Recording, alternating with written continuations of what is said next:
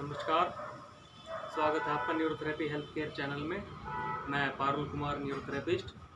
दोस्तों, आज हम बात करेंगे बीमारी के बारे में। बीमारी चाहे छोटी हो, चाहे बड़ी हो, चाहे किसी भी उम्र के व्यक्ति को हो, बीमारी का अगर हमें उसका लक्षण अच्छे से अगर हमें नहीं पता है तो उसके इलाज करने में हमें देरी हो सकती है। और यदि हमें उसके लक्षणों के बारे में अच्छे से पता है तो हम उसका समय से इलाज कर सकते हैं और समय से हम उस बीमारी से निजात पा सकते हैं। तो दोस्तों, आज हम ऐसी एक बीमारी के बारे में बात करेंगे जो ज़्यादातर बच्चों में पाई जाती है। इस बीमारी का नाम है ऑटिज़म। Autism spectrum disorder. यह एक ऐसी बीमारी है जो बच्चों में जन्म से ही होती है और जैसे जैसे बच्चों की उम्र बढ़ती है वैसे वैसे उस बीमारी के लक्षण दिखाई देने लगते हैं। और ये लक्षण जो है शुरुआती 3 साल में बच्चों में दिखाई देने शुरू हो जाते हैं।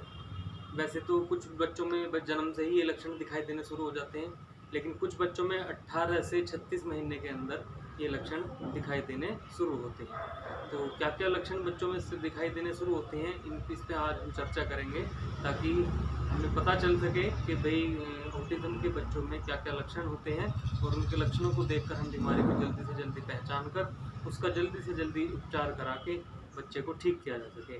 तो सबसे पहला जो लक्षण बच्चे में दिखाई देता है वो ये दिखाई देता है कि कम्युनिकेशन में बच्चे को बहुत परेशानी होती है। बच्चा किसी के भी साथ में बातचीत करने में बड़ी परेशानी महसूस करता है और लोग उसके बारे में क्या सोचते हैं या उसके बारे में क्या महसूस करते हैं, ये बात बच्चे को समझने में बहुत समय लगता है। बच्चे को कम्युनिकेशन करने में बड़ी दिक्कत आती है और बहुत ही कम सामाजिक मेल जोल और बातचीत करने में बड़ी ही दिक्कत बच्चे को महसूस होती है। आई कांटेक्ट बिल्कुल बच्चा किसी से जल्दी से आंख नहीं मिला पाएंगे और किसी से बातचीत आराम से बैठ के नहीं करेंगे, वो अपनी हलचल कुछ ना कुछ करते रहेंगे।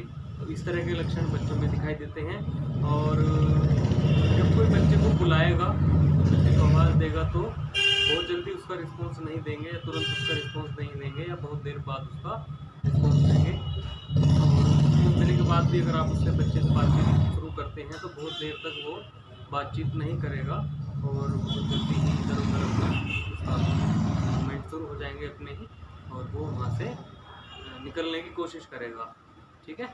और बहुत जल्दी चिड़चिड़ापन, बहुत जल्दी गुस्सा करना, इस तरह के बच्चों में आम देखा गया है। बोलते समय आवाज़ें निकालना, कोई गाने की आवाज़ निकालना या अपने सेंटेंस को बहुत जल्दी पूरा करने की कोशिश करेंगे। बहुत ही कम और एक ही व्यवहार को बार बार दोहराएंगे। एक ही प्रकार के व्यवहार या कोई शब्द, कोई इस तरह का या कोई भी एक वाक्य वो उनका ऐसा रहेगा जिसको बार बार दोहराते रहेंगे। कुछ चीज़ों में बहुत ज़्यादा रुचि रखेंगे, जैसे नंबर हैं या फैक्ट्स वगैरह हैं, तो इस तरह की चीज़ों में बहुत ज़्यादा रुचि रखेंगे। चीज़ों को एक जगह से दूसरी जगह तक खिसकाते रहेंगे।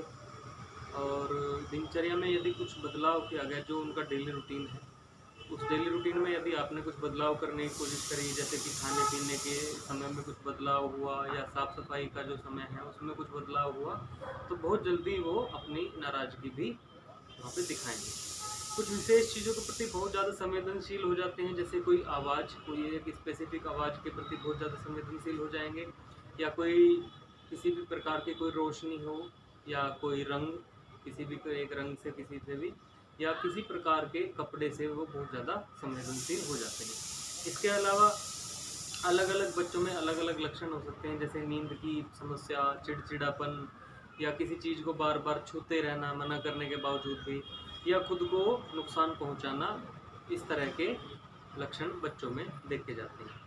अच्छा, इस तरह के बच्चों की कुछ खासियत भी होती है, जैसे किसी भी जानकारी को बहुत लंबे समय तक याद रख पाना, चीज़ों को सुनकर या देखकर उन्हें बहुत लंबे समय तक याद रखना, इस तरह के बच्चों में खासियत होती है।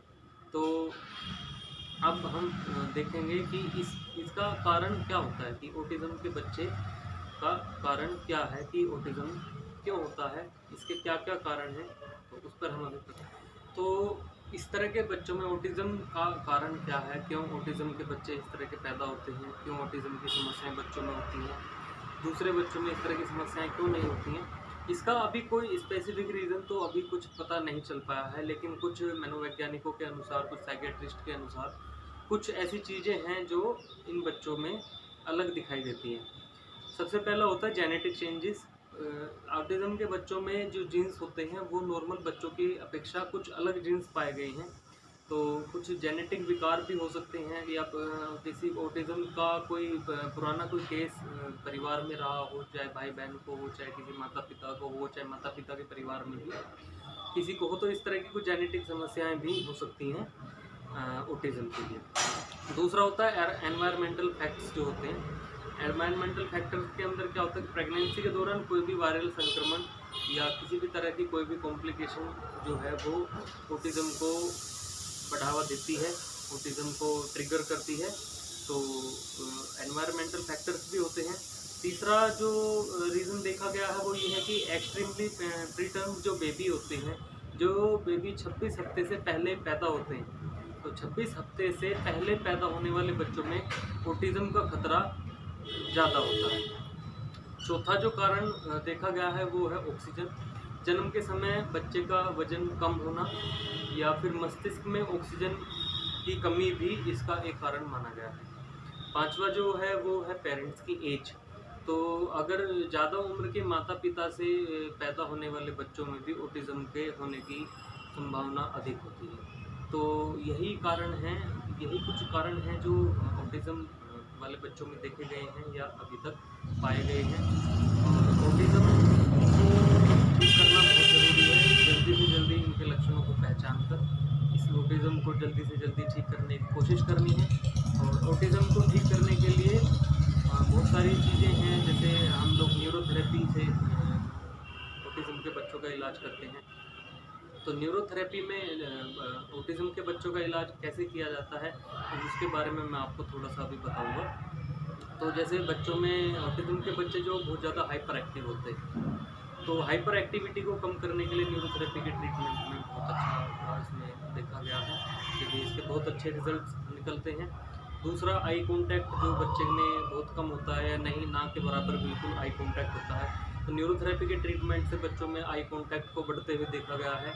तीसरा, जो बच्चे का जो कॉन्फिडेंस लेवल है बातचीत करने का आपस में, या रिस्पॉन्स देने का, कि भाई किसी ने अगर उसको बुलाया तो वो रिस्पॉन्स देने में बड़ा टाइम लगाएंगे या फिर रिस्पॉन्स नहीं देंगे, तो उस तरह की प्रतिक्रियाओं में भी न्यूरोथेरेपी के ट्रीटमेंट से काफ़ी चेंजेस देखे गए हैं। और भी बहुत सारी चीज़ें हैं, जैसे हाथ हिलाना, बच्चे का बार बार हाथ हिलाना, या कोई भी एक्टिविटी, या कोई भी मान लो पोल देखेंगे तो उस पोल के चारों तरफ घूमते रहेंगे जब तक उनका मन नहीं करेगा। आप उनको आवाज़ लगाते रहे, नहीं सुनेंगे, आपके पास बैठ जाएंगे तो आपकी बात ध्यान से नहीं सुनेंगे।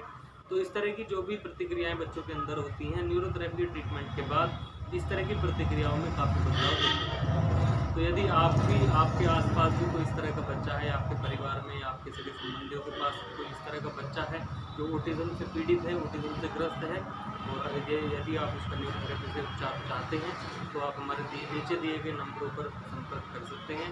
और हमारे चैनल को सब्सक्राइब ज़रूर करें, ताकि आपके पास और भी इस तरह की वीडियो जो आपको जानकारी मिले, इस तरह की अच्छी अच्छी जानकारियाँ आपको मिलती रहें। तो हमारे चैनल को सब्सक्राइब ज़रूर करें, वीडियो को लाइक करें, कमेंट करें। यदि आपका कोई भी सवाल है तो आप हमारे नीचे कमेंट बॉक्स में अपना कमेंट करके हमें पूछ सकते हैं, या हमें कोई भी सुझाव देना चाहें तो सुझाव दे सकते हैं। और इस वीडियो को ज़्यादा से ज़्यादा शेयर करें, ताकि जितने भी ऑटिज़म के बच्चे हैं जो इस तरह से पीड़ित हैं, या जो माता पिता हैं जिनके बच्चे इस तरह से ऑटिज़म से पीड़ित हैं, वो परेशान हैं, उन तक भी ये वीडियो पहुँचे, और वो जल्द से जल्द न्यूरोथेरेपी के साथ में जुड़ें और अपने बच्चों का ट्रीटमेंट कराएं, और जल्द से जल्द अपने बच्चे को स्वस्थ कर सकें। धन्यवाद।